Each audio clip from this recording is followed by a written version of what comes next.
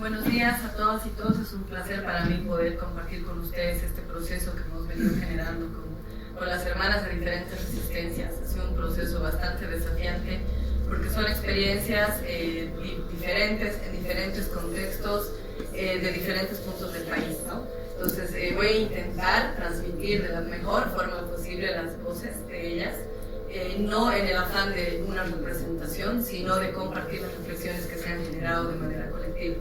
Franco, por favor, si me ayuda. El proceso de sistematización parte de 2 encuentros colectivos presenciales, entrevistas individuales a mujeres defensoras de tierra y territorio, principalmente de áreas rurales y también de zonas urbanas, que están en las resistencias aproximadamente de una veintena de organizaciones y comunidades que resisten al extractivismo. También hemos nutrido la sistematización de una búsqueda documental, material bibliográfico sobre derechos humanos, defensa de tierra y territorio y protección integral con enfoque diferencial. Creo que vale la pena mucho mencionar cuál es nuestra bibliografía respecto a protección en nuestro contexto, que es bastante reducida. No socializamos o no hablamos todavía en nuestro contexto de qué estamos entendiendo por protección a personas defensoras, ¿no? Que creo que ya es un punto de partida importante. Como he mencionado al inicio, esta sistematización no pretende asumir la representación o la vocería del valioso recorrido que han hecho cada una de las mujeres y sus resistencias, y más bien pretende compartir las reflexiones que se han generado en torno a la defensa y la grave situación de riesgo en la que asumen este rol de defensoría. Siguiente, por favor. ¿Nada más? Es uno de los espacios de encuentro que hemos tenido. Uno de los puntos de inicio para la sistematización es mirar cómo cada mujer se está identificando como mujer defensora, y creo que esa es una pregunta importante, porque no es que las mujeres han asumido el rol de defensoría como de una forma de, pues asumo este rol como un título, ¿no? Sino es que en su recorrido ellas han identificado esta necesidad de defender los territorios. Ha sido como un rol asumido, porque viendo el riesgo que vivían sus territorios, han visto esta respuesta como una necesidad importante para delimitar sus espacios y acciones y subrayar sus intereses, evidenciar su preocupación por el sostenimiento de la vida. Otro elemento importante es que cada una de ellas se ve motivada principalmente por el sentimiento de preservación y cuidado de la vida. Las mujeres, en los diálogos que hemos mantenido y las reflexiones que ellas tienen, decían: nosotras no podemos descuidar el territorio. El territorio es de nuestros hijos, son de nuestras guaguas. Y si nosotros no les dejamos nada a nuestras guaguas, ¿qué van a tener ellos? ¿Qué vida digna pueden tener si no tienen espacios para vivir de manera digna, si no tienen agua, si no tienen recursos naturales? Entonces, este elemento es importante porque es como un motor que las lleva a ellas a ubicarse en el rol que están asumiendo, incluso el alto riesgo que están viviendo.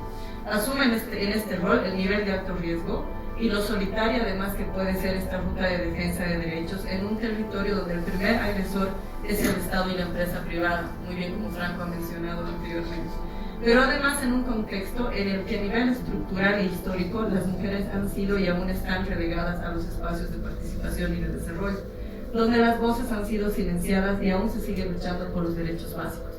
Entonces planteamos esto como un riesgo también, donde las mujeres no necesariamente han conquistado todos los espacios de participación pública, política, de representación y de toma de decisiones. Este rol en este sentido se hace mucho más difícil todavía, porque ellas no pueden tomar la palabra o no pueden tomar muchas acciones en igual de condiciones que los compañeros varones. No digo que no existan, por algo las mujeres que están resistiendo están acá, pero el camino no es tan sencillo. Están todavía viviendo este tipo de dificultades históricas, ¿no? De las mujeres en el contexto de nuestro país. No es que hemos alcanzado todos los espacios y terrenos necesarios, todavía estamos en un territorio de conquista. Gracias. Cuando hablamos de riesgos, ya entrando un poquito más en materia, hablamos de una estructura de riesgos que en el caso de las mujeres considera muchos elementos vinculados a la conformación social, a los roles de mujeres y hombres en nuestros contextos y la profundización de las vulnerabilidades de las mujeres cuando asumen el rol de defensora. Es decir, que las mujeres que están en riesgo, primero están en riesgo por ser mujeres. No podemos hablar solamente de personas defensoras que están en riesgo. El primer riesgo que tienen las mujeres defensoras es por su condición de ser mujer, por los espacios sociales que se les ha delegado a ellas. Y el segundo riesgo, que suma y profundiza el nivel de riesgo que ellas pueden vivir, tiene que ver con su rol de defensoría. Es por esto que cuando miramos los mecanismos de protección, los mecanismos de acompañamiento, empoderamiento y todos aquellos que puedan acompañar esta defensa, vale la pena mucho mirar cuáles son estos otros riesgos paralelos vinculados a la Defensoría de Derechos Humanos. Y ahí es donde nos tenemos que poner a pensar cómo reflexionamos en este contexto donde las mujeres ya están en riesgo sumando su condición de defensoras. ¿Y cuáles son estas estrategias de respuesta, de protección, acompañamiento que se pueden generar en esas condiciones? Esto implica para todas las personas que acompañamos esta defensa tener un enfoque diferencial, una mirada multisectorial en el momento de acompañar.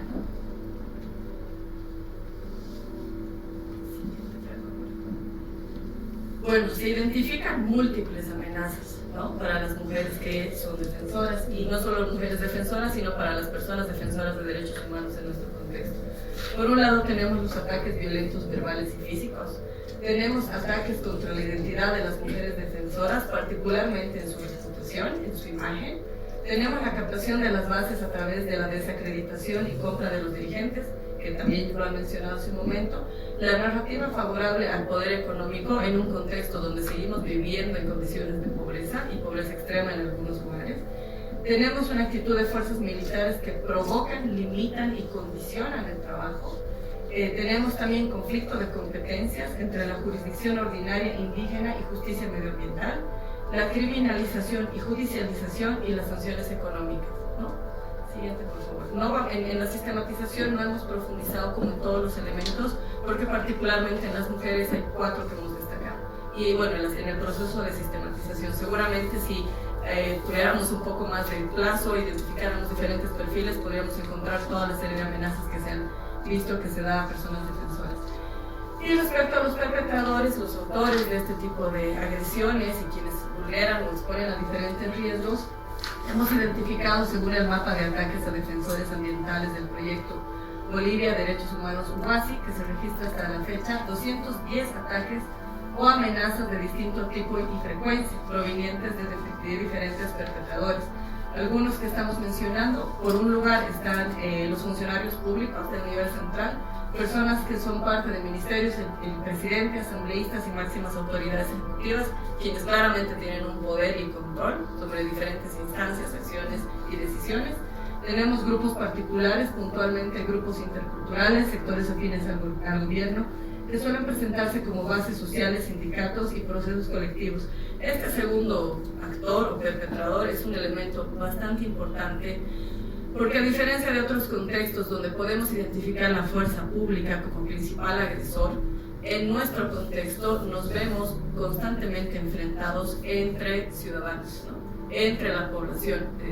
Las marchas que tenemos en la ciudad es marcha con contramarcha. En las áreas rurales sucede que con los comunarios se generan dentro de ellos diferentes enfrentamientos. O tenemos organizaciones paralelas, tenemos organizaciones feministas, pero también tenemos organizaciones feministas que son militantes de algún partido de gobierno, ¿sí? Y así sucesivamente. Entonces identificamos muchos paralelismos en las diferentes organizaciones sociales o llamadas organizaciones sociales de base, que de alguna forma son una instancia que genera riesgo y que genera acciones de amenaza frente a las personas defensoras de derechos humanos. Tenemos grupos económicos, las empresas nacionales e internacionales y cooperativas mineras, que por supuesto su principal interés es acaparar territorio por la extracción.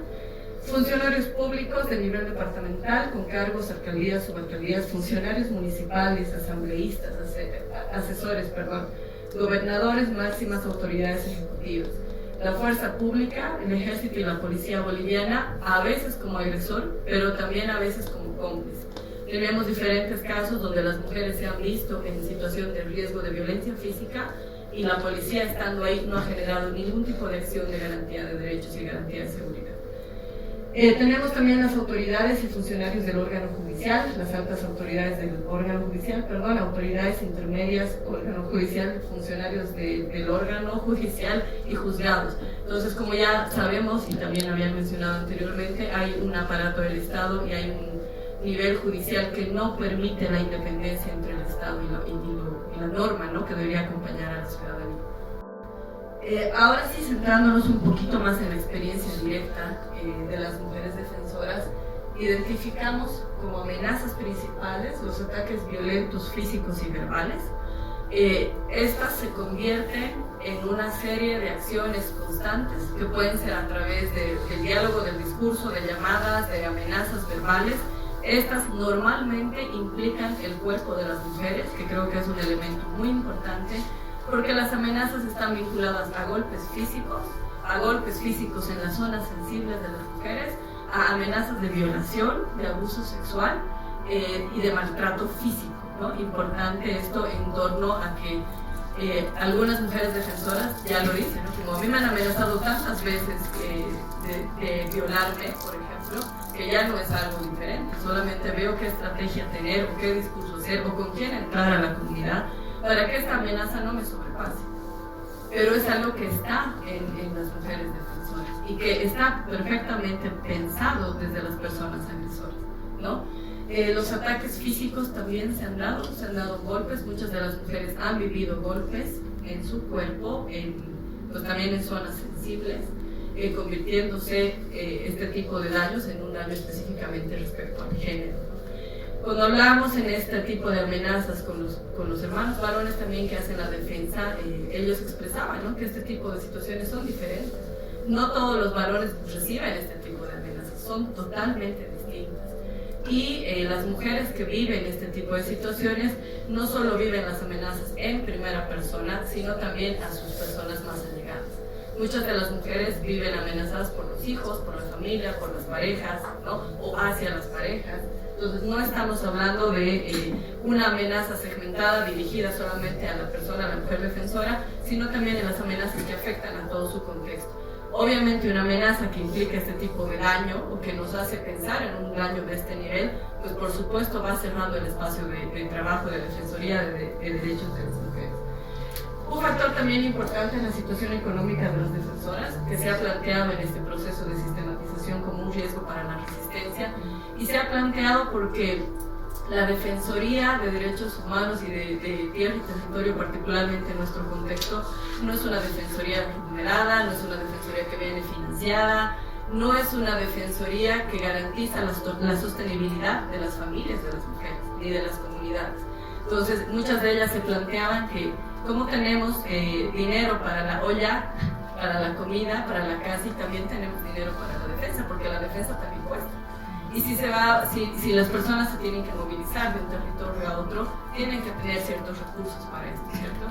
Entonces, esta era una cuestionante, era una reflexión, ha sido una reflexión que ha implicado también ver cómo son los mecanismos que ellas pueden generar para poder dar algún tipo de soporte entre las comunidades, entre las redes que ellas han generado, para que esta defensa no caiga por un tema económico. Pero sí es un tema que nos tiene que llamar la atención, porque ¿cómo defendemos el territorio si no tenemos personas en el territorio que puedan hacerlo, ¿no? También porque la defensa de tierra y territorio, vale la redundancia, implica una dedicación altísima de tiempo, ¿no? Entonces las mujeres tienen que priorizar, organizar entre generar las acciones de defensa del territorio y entre sus familias, el trabajo, etc., ¿no? La mayor parte de las mujeres que están en esta defensa asumen roles y actividades de carácter informal que les pueda brindar algún tipo de sostenimiento económico, pero en este mismo espacio es donde también se han visto reprimidas, ¿no?, por diferentes instancias.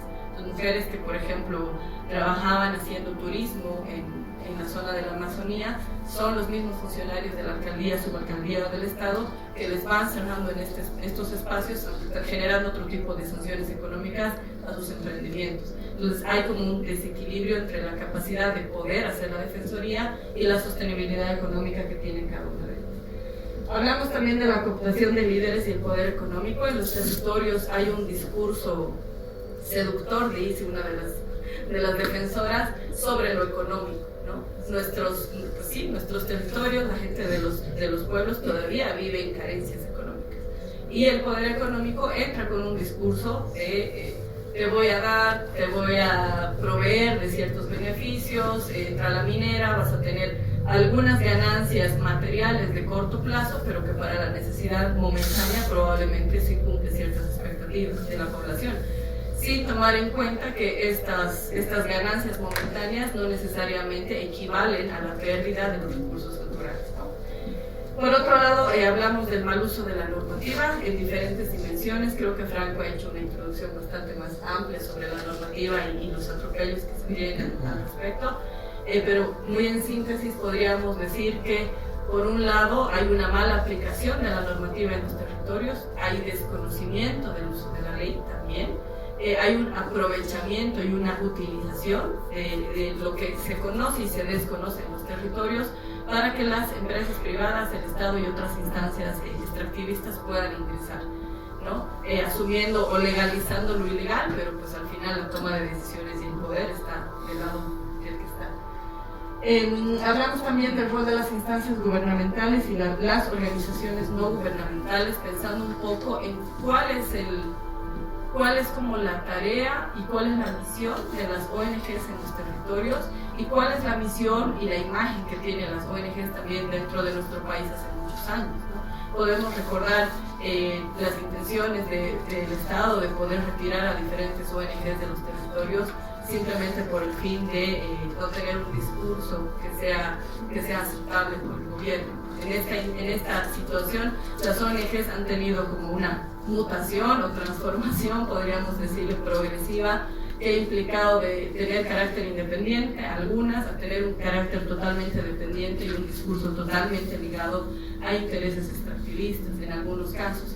Por otro lado, también las defensoras hacen eco de los intereses partidistas que pueden tener las ONGs en los territorios y del poder económico que pueden tener las ONGs en los territorios, generando no necesariamente acciones de colectividad y de tejido social, sino al revés, generando divisiones dentro de las comunidades, ¿no?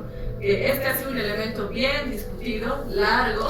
Las hermanas que están acá, ojalá les puedan compartir un poquito de ello, pero ha sido un elemento muy discutido porque son las instancias que medianamente logran entrar a los territorios, que tienen poder económico y que pueden jugar de muchas formas. Pueden jugar con un discurso motivador, de división también, y en algunos casos sí pueden jugar una alianza de denuncia y visibilización que pues también está ayudando a que las defensoras puedan avanzar. Por otro lado, sí pueden asumir un rol importante en cuanto a son estos ojos externos que pueden hacer la denuncia, sensibilización y difusión de lo que está sucediendo en los territorios, porque de parte del Estado se tiene poca información o una información distorsionada hacia afuera. Esos son como los elementos de mayor amenaza que constituyen el trabajo de las mujeres defensoras. Tenemos también las limitaciones a nivel legal, las leyes que fomentan el extractivismo, la norma que debilita los mecanismos de protección ambiental, las modificaciones realizadas a la normativa que impulsa el extractivismo y la ley minera que impulsan que cualquier acción extractivista se pueda dar con mayor impulso. Un tema central respecto a la normativa tiene que ver también con el marco normativo para la protección de personas defensoras de derechos humanos en Bolivia, que en nuestro país no existe. Entonces no tenemos un marco que genere una ruta de protección. No tenemos un marco donde mujeres defensoras y en general personas defensoras de derechos humanos puedan acercarse a identificar cuál es el mecanismo de protección ante su lucha. Carecemos de este material. Y tenemos una constante propuesta de leyes que atentan contra la libertad de expresión y cierran el espacio de trabajo de personas defensoras. Hay algunas imágenes del trabajo que se ha hecho. Gracias, Fred. Ante todo este panorama complejo, las mujeres defensoras y en general las personas defensoras de derechos humanos han generado diferentes mecanismos de protección. Creo que es bien importante también tener en cuenta que muchas mujeres defensoras no tienen como la prioridad la protección en sí misma, pero en su generar acciones de defensa sí generan mecanismos de protección. ¿Sí? No sé si se entiende. Pero ellas en este andar y en esta necesidad de defender los territorios han generado distintos mecanismos que les permitan seguir defendiendo tierra, territorio y el medio ambiente. Entre ellos tenemos procesos formativos. Ha sido muy interesante cómo las mujeres desde sus capacidades, y son acciones que se han desarrollado como de manera natural ante las amenazas, han generado procesos formativos respecto al marco normativo para que las comunidades cuenten con sus propias herramientas de defensa legal. han generado también procesos formativos que atentan contra la tierra, el territorio y la herencia que van a dejar a sus hijos. Porque ahí se ve como la diferencia de poder tener y adquirir un beneficio material a corto plazo y a sostener un beneficio intangible a largo plazo, ¿no? Entonces, esta discusión constante creo que es una de los temas más sensibles y más complejos de sostener ante las diferentes necesidades, pero es un proceso que ellas están llevando. Y generan mecanismos de autoprotección en cuanto a procesos formativos, como cuáles son, por ejemplo, cuáles son las acciones que hacen públicas, qué tipo de reuniones son públicas, a quiénes invitan, quiénes convocan, cuáles son las formas de comunicación que se establecen entre las organizaciones, entre las personas, cuáles son los desplazamientos que tienen o no tienen riesgo, cuáles son las personas aliadas que al desplazarse de un lugar a otro van a poder proteger el accionar que tienen ellas en cada paso, ¿no? Han fortalecido las redes de apoyo, que sigue siendo un desafío, pero les está permitiendo intercambiar experiencias entre las comunidades, las acciones y los buenos aprendizajes, digamos, que han podido tener, el fortalecimiento de pueblos originarios y procesos organizativos. Y por otro lado, entre los mecanismos de protección se han planteado acciones que promueven la autonomía en los territorios. Aquí podríamos pensar en acciones directas en los territorios que permiten que esta defensa se establezca y pueda continuar. La protesta social obviamente es una de las herramientas más utilizadas y que permite visibilizar y sensibilizar. También habíamos reflexionado mucho que a veces las problemáticas son muy aisladas, que si pasa algo no sé, en una comunidad en Caracara, por ejemplo, se queda dentro este tipo de situaciones y que estas deben ser difundidas y socializadas. Entonces la protesta social hace este doble juego, ¿no? Como de generar una acción concreta en un espacio concreto, pero también de sensibilizar y difundir la problemática que se está dando. Se hacen algunas acciones de control territorial. Hay poblaciones donde los mismos comunarios tienen que pagar a fuerza pública por transitar en sus territorios, que parece una aberración y realmente es algo indignante. Y es donde las hermanas defensoras asumen como mecanismos de control territorial, también para ver quiénes son las personas externas que ingresan al territorio, quiénes salen, qué tipo de instancias se están asentando, qué tipo de discurso se está dando, para entender un poco los mecanismos que se dan de intervención en cada territorio. Pues el litigio, como el litigio estratégico, y bueno, la sensibilización y difusión lo hemos puesto como un apartado, pero entra también dentro de los mecanismos dentro de la protesta social. Cada uno de ustedes tiene un documento donde está expuesta de manera muchísimo más extensa las conclusiones, sin embargo voy a resaltar acá algunos elementos. Bolivia es uno de los países con menor desarrollo normativo en materia de defensores de derechos humanos. Las normas que garantizan la protección de defensores están principalmente dentro del estándar internacional en materia de derechos humanos. Tenemos en Bolivia un contexto altamente agresivo hacia las mujeres defensoras de derechos territoriales y ambientales. Por otro lado, tenemos un país, y creo que esto es también algo relevante, que ha mantenido un discurso del vivir bien, el respeto a la madre tierra, a la soberanía y autodeterminación de los pueblos durante muchos años.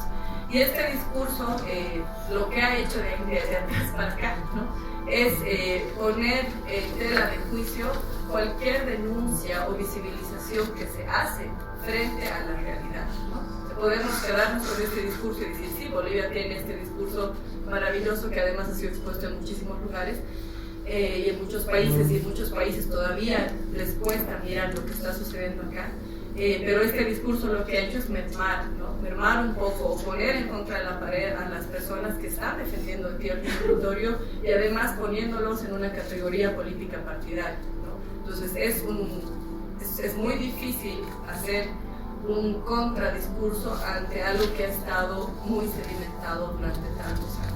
Esa es una de las luchas más fuertes que tienen las hermanas defensoras, en poder poner su verdad, en poder plantear lo que está sucediendo y disminuir o evidenciar, ¿no? Que este discurso del vivir bien no alcanza tantas dimensiones como se esperaría. El nivel de riesgo que se vive en los territorios se encrudece por el discurso del capital que promueve intereses materiales por sobre el sostenimiento de la vida y que obviamente en sectores donde las necesidades económicas son mayores, el discurso del capital que tiene bastante cabida y espacio. Y uno de los elementos más importantes que hemos identificado en la percepción de las mujeres defensoras y las comunidades, en general el término de protección sigue siendo un elemento que ocupa un segundo lugar en las prácticas de defensa, ya que hay una tendencia a postergar la propia necesidad de protección personal y colectiva por sobre la necesidad de los territorios. Las mujeres han hecho mayores reflexiones al respecto, han considerado mucho el tema del autocuidado y cuidado colectivo en sus discusiones. Sin embargo, las prácticas de cuidado se disuelven en un contexto de alta presión y con el carácter de urgencia que responden a los diferentes atropellos. Hemos remarcado esto porque en la práctica, en la cotidianidad de las mujeres, si bien hay una conciencia de que todos estos elementos que hemos mencionado respecto a las amenazas, a los agresores, a los diferentes actores, existe y esto constituye un riesgo para ellas mismas, en el momento de accionar, en el momento de dar respuesta, las mujeres salen en defensa del territorio, siempre, ¿no? como poniendo esto en primer lugar, dejando de lado en muchas ocasiones el cuidado a sí mismas. Hay mujeres que en este recorrido pues, se han visto en condiciones de salud, se han visto afectadas en condiciones de salud. Hay afectaciones también psicológicas, quiero hablar de lo psicosocial más que lo psicológico, no desde el entendido de una enfermedad o una patología, sino desde cómo este contexto tan complejo a nivel social y de represión afecta a cada persona, ¿no? En el pensar, en el miedo, en la culpa, en el asumir por qué estoy haciendo la defensa del territorio y no estoy con mi familia, o en las amenazas que muchas mujeres reciben, que frases así, ¿no? Que les dicen en las comunidades, tu mujer sabes dónde está, les dicen a los hermanos varones. Y las mujeres entran en este círculo de violencias que son muy sutiles, porque es una frasecita. Y cuando yo digo la frasecita ponen diferentes rostros, pero es una frasecita que afecta mucho en el cotidiano, ¿no? Entonces, si recibiríamos esto todos los días, ¿sabes dónde está tu mujer? ¿Por qué no estás con tus hijos? Voy a violar. No hagas esto, vamos a violarlas, vamos a quemar sus casas. Son frases, ¿no? Que afectan en lo cotidiano. Entonces, las mujeres, a pesar de ser conscientes de este tipo de vulneraciones y riesgos, en el momento de generar acciones de defensa, no lo dudan y lo ponen en primer lugar. Entonces, un poco el esfuerzo y las reflexiones que hemos tenido en los varios días de trabajo, en las charlas bilaterales, en las entrevistas, también era posicionar y pensar dónde está la mujer en su integridad, dónde está la persona en su integridad, en un contexto donde no hay garantías, donde los principales garantes de derechos no están generando ninguna acción, pero nos toca generar mecanismos de protección, ¿no? Y ahí es donde las mujeres han identificado diferentes elementos para al menos proponer espacios donde entre ellas mismas hayan mecanismos de contención, de aviso, de respuesta, de escucha, como elementos centrales, ¿no? Las capacidades de autoprotección en los territorios han surgido como respuesta frente a las múltiples vulneraciones a sus derechos, a contracorriente de la cooptación de las organizaciones indígenas matrices. Las resistencias en los territorios se han fortalecido a través de procesos de articulación. Existe una necesidad sumamente importante de hacer una defensa sostenible en términos de protección integral en las mujeres defensoras ambientales y del territorio. Esto debería involucrar el autocuido, el cuidado colectivo y la sostenibilidad económica de ellas, quienes dedican todos sus recursos a la defensa del territorio. Se requiere seguir fortaleciendo el tejido social entre las comunidades, compartiendo no solo las buenas prácticas y las lecciones aprendidas, sino implementando las estrategias nacionales de protección colectiva de personas, comunidades, pueblos indígenas y originarios. El modelo extractivista es el factor determinante de las violencias contra las defensoras. Creo que esto también vale la pena subrayar. Podemos generar todos los mecanismos de protección, se pueden dar todas las herramientas externas, las comunidades, las organizaciones, los pueblos originarios pueden generar sus mecanismos, sí, pero el principal y último objetivo y el inicial tiene que ver con el modelo, ¿no? Mientras el modelo extractivista siga siendo el que es, vamos a seguir teniendo personas que ponen el cuerpo para defender la tierra y el territorio. El modelo económico extractivista es el factor determinante de las violencias contra las defensoras. La mayor necesidad va a ser siempre que el modelo extractivista se extinga, buscando la implementación de otro tipo de modelo económico sustentable y coherente con preservar la vida digna. Este nuevo modelo suprimiría la necesidad de tener personas que se vean forzadas a exponer sus vidas por preservar sus territorios y quienes los habitan, no necesitamos construir nuevas versiones de mujeres abnegadas y mujeres defensoras o supermujeres, o como le queramos llamar, pero no necesitamos estas mujeres, estas personas que sigan construyendo esa imagen, porque el costo de estas supermujeres está teniendo un costo emocional, familiar, comunitario también. Y además tenemos cierto tono de romantización sacrificialista, ¿no?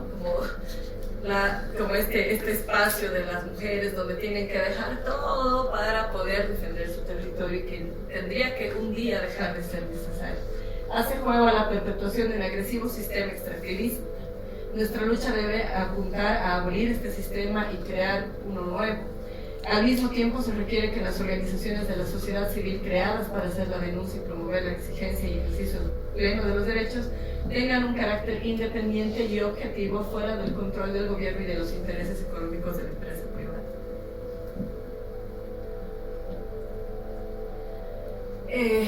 Hemos generado diferentes recomendaciones, hemos reunido en realidad diferentes reflexiones que han surgido de los procesos de encuentro, que ha salido en una serie de recomendaciones a las resistencias, a la sociedad civil, a la comunidad internacional y al Estado. Compartirles que esta serie de reflexiones en las hermanas, y también han acompañado en una parte del proceso algunos hermanos en los territorios, implican diferentes acciones. Muchos mensajes de estos van para sí mismos y es muy interesante ver cómo entre las resistencias sigue habiendo este empuje, ¿no? De sigamos haciendo las cosas, versus que cuando hablábamos del Estado decíamos, pues, ¿y el Estado qué? O sea, ¿qué podemos hacer? ¿No? Como las exigencias, nos quedamos en exigencias, pero realmente en una sensación de desolación un poco, ¿no? Como que de no haber una respuesta exitosa. Las recomendaciones a las resistencias son varias, a las propias resistencias.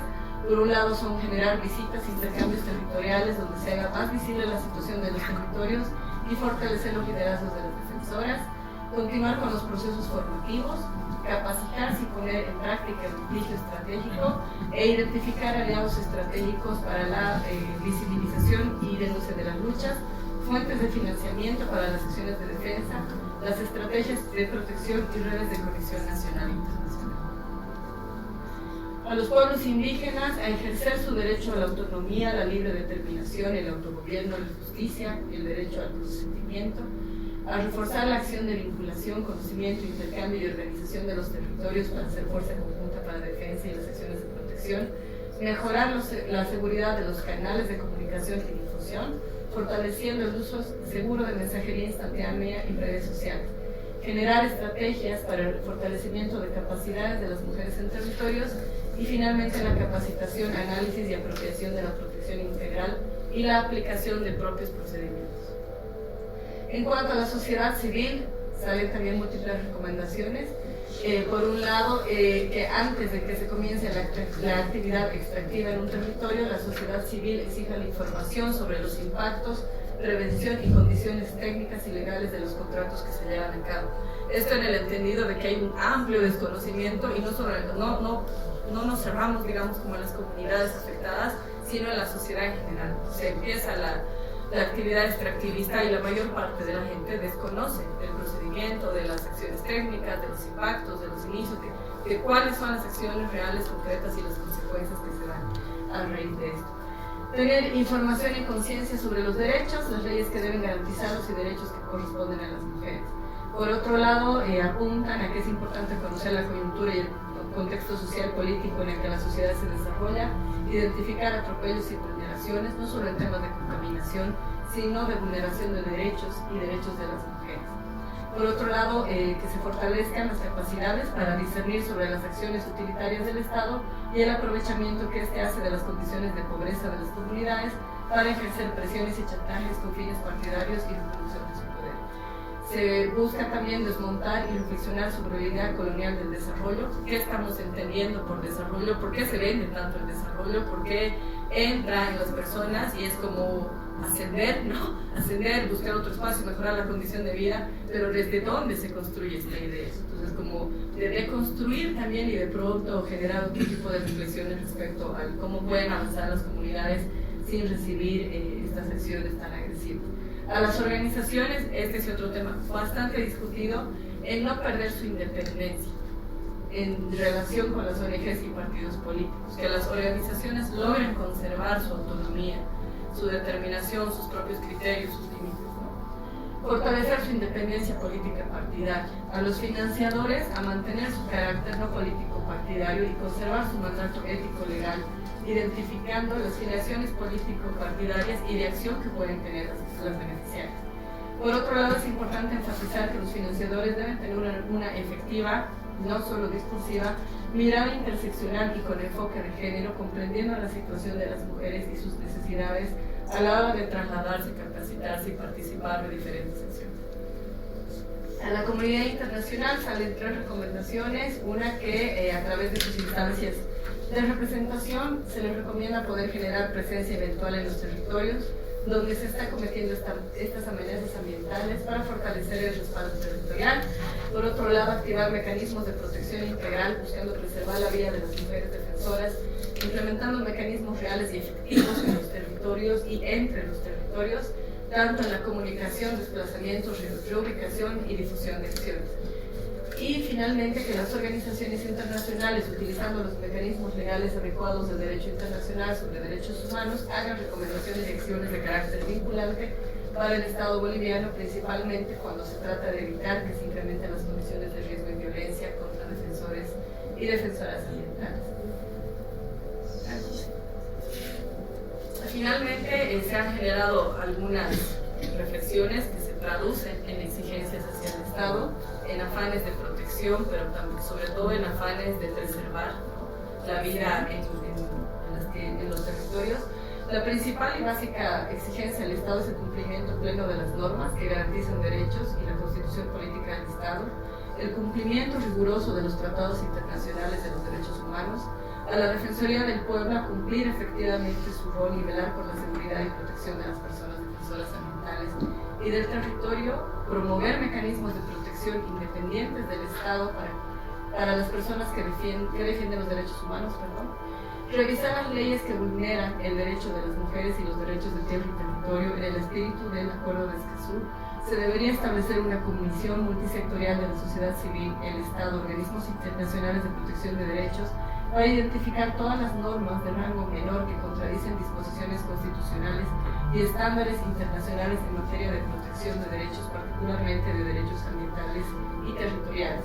Sobre la base de esta identificación se debería interponer recursos de inconstitucionalidad y ajuste a estándares internacionales para plantear una amplia reforma legal enfocada a la garantía, cumplimiento y fortalecimiento de derechos de acceso a información, participación, acceso a la justicia y derechos de defensores ambientales. Esta identificación de normativa violatoria de derechos de defensores ambientales debería servir para apuntalar una investigación independiente con amplia participación social y de organismos internacionales de derechos humanos sobre las graves violaciones a los derechos ambientales y territoriales que se han perpetrado en Bolivia en las últimas 2 décadas. Establecer responsabilidades en distintos niveles y determinar diferentes formas de reparación integral, además de garantías de no repetición. Finalmente, como firmantes del Acuerdo de Escazú, demandamos que el Estado facilite las condiciones materiales y logísticas, pero sin intromisión ni presiones, para generar una política pública sostenible, con amplia participación de la sociedad civil y los pueblos indígenas y las comunidades campesinas para establecer las condiciones institucionales y legales que hagan efectiva la obligación del Estado de garantizar un entorno seguro y propicio en el que las personas y organizaciones que promueven y defienden los derechos humanos y los derechos ambientales puedan actuar sin amenazas, restricciones e inseguridad. El artículo 9 del acuerdo. Ha sido un poquito extensa la presentación, muchísimas gracias, y doy la palabra a las hermanas que han sido parte de la sistematización y